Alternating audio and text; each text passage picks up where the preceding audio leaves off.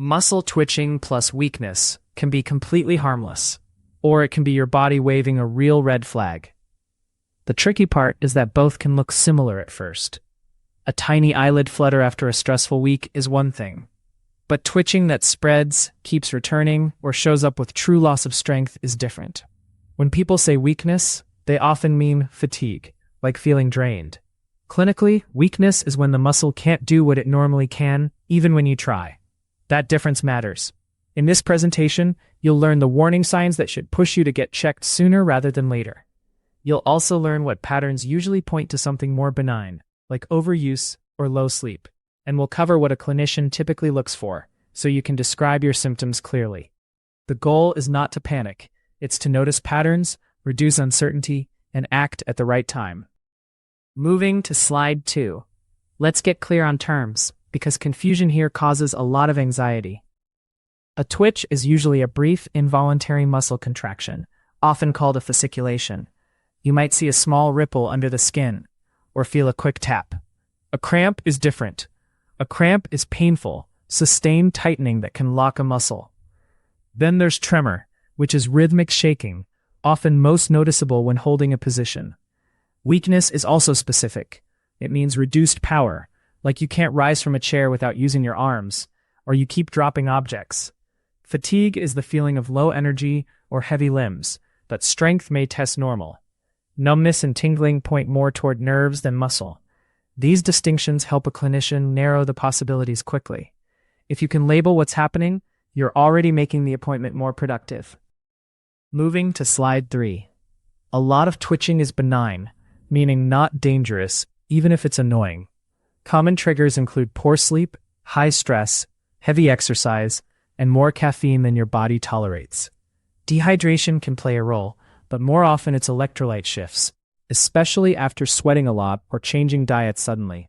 Some people notice twitching when they're anxious, because the nervous system is more revved up. Overuse is another big one. If you did an intense workout, a muscle can twitch for days while it recovers. Even sitting in one position for a long time can irritate a nerve and cause localized twitching. The key benign pattern is this.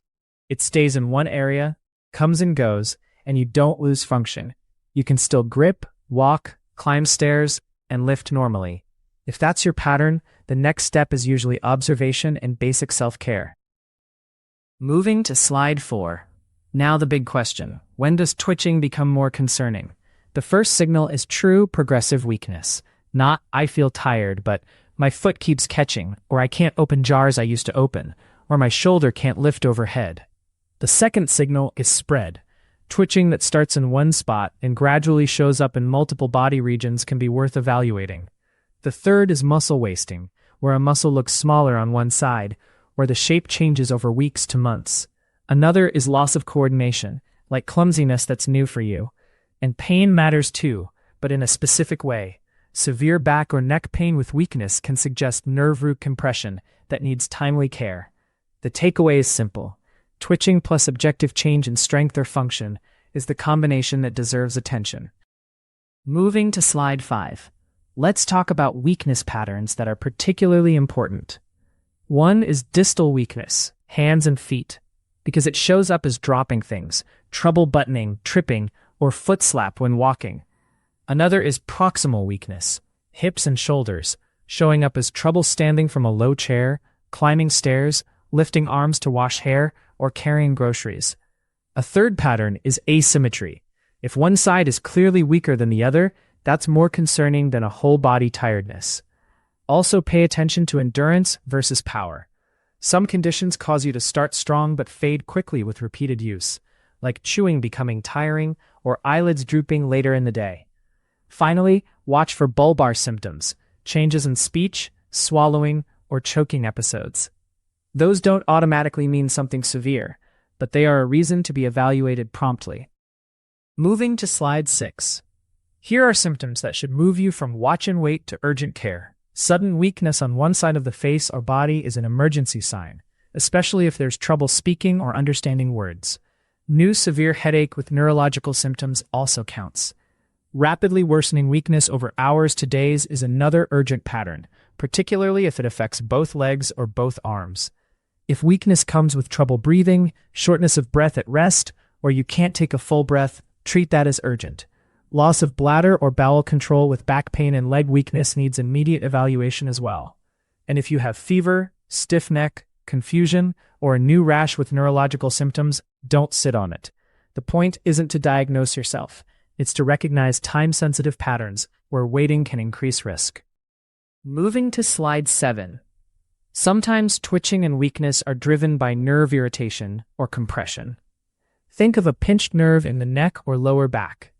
You might get pain that radiates, numbness or tingling, and weakness in a specific pattern, like wrist extension or ankle lift. Carpal tunnel can cause hand weakness and clumsiness, often with nighttime numbness. Ulnar nerve irritation can affect grip and finger coordination. These issues can also cause muscle twitching because the nerve is firing abnormally. The reassuring part is that many compression problems are treatable and don't involve the whole nervous system.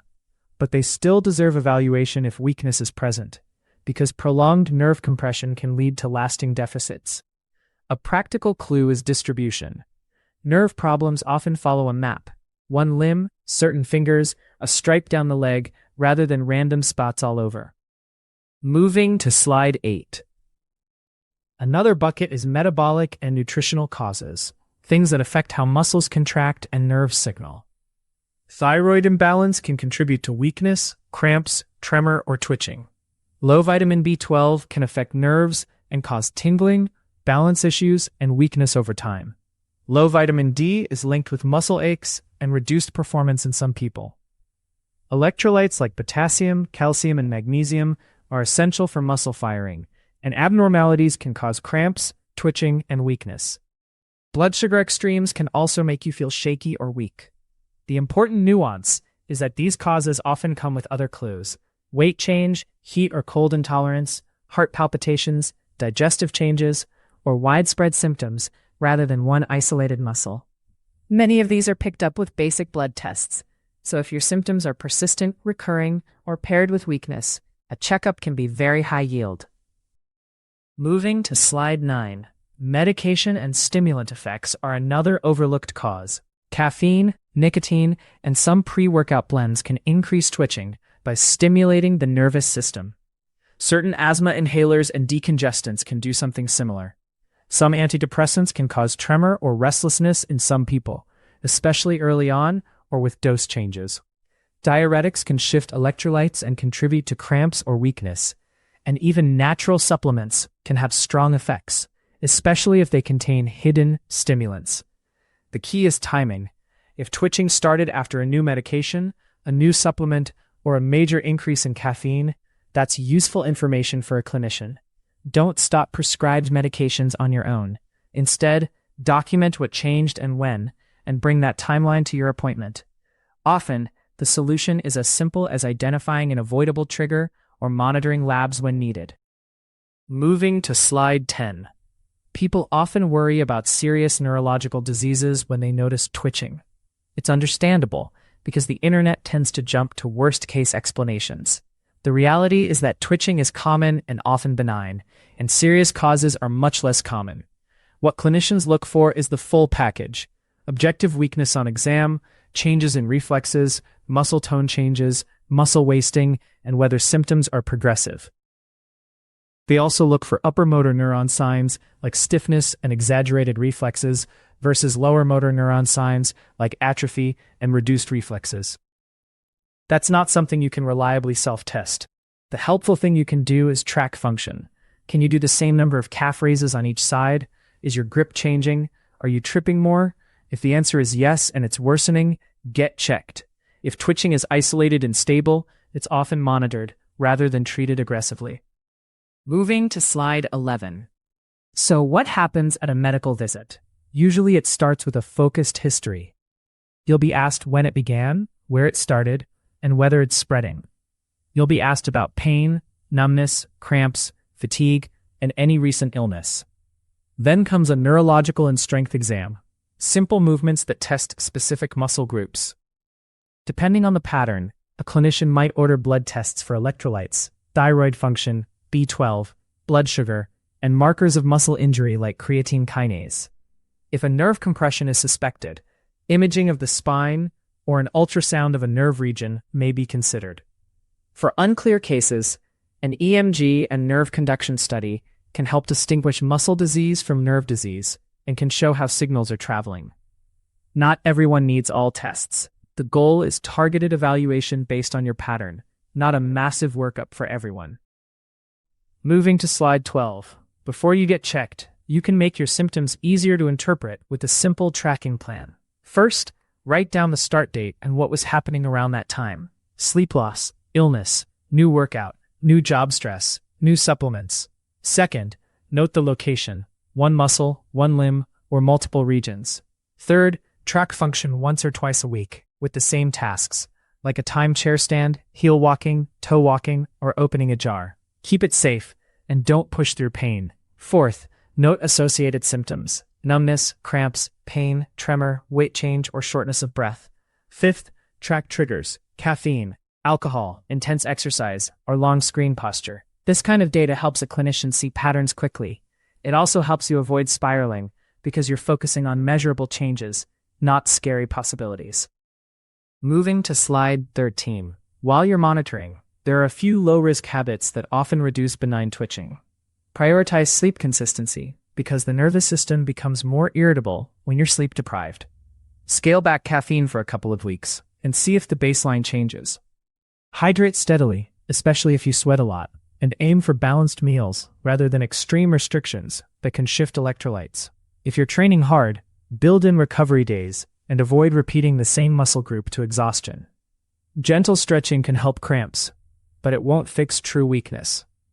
Also pay attention to posture and repetitive strain, especially at a desk, because nerve irritation can mimic bigger problems. None of this replaces evaluation when red flags are present. But if your pattern is mild, localized, and stable, these steps can calm the system and reduce noise, making it easier to notice what's real change versus background twitching. Moving to slide 14. Let's bring it all together into a practical decision rule. If you have twitching without weakness, and it's localized, intermittent, and linked to stress, sleep, caffeine, or exercise, it's often reasonable to monitor and address triggers. If twitching is persistent, spreading, or paired with numbness, pain radiating down a limb, or clear functional decline, schedule a medical evaluation. If you have sudden weakness, breathing trouble, rapid progression, or bladder and bowel changes with back pain, treat that as urgent. When you do see a clinician, bring your timeline, your trigger list, and 2 or 3 concrete examples of what you can't do as well anymore. That makes the visit efficient and focused. If you want, leave a comment with your pattern. Is it mostly twitching or twitching plus real weakness? And if this kind of clear, calm health breakdown helps you, consider subscribing for more. This information is not a substitute for medical advice.